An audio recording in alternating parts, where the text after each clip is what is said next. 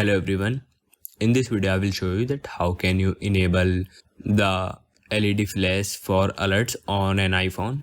So it's very simple. Let's get started by opening settings. Now in the settings app, scroll down and find the accessibility and tap on it. Now in the accessibility menu, scroll down and you will find audio visuals. Tap on it.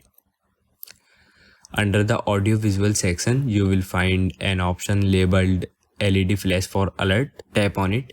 Now tap the toggle switch next to it to turn it on. When the switch is green, the LED flash will be enabled for alerts.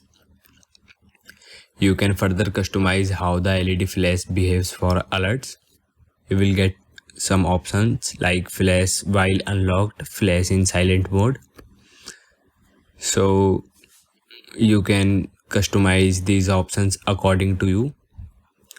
And now you can return to your home screen and the LED flash alert is turned on your iPhone.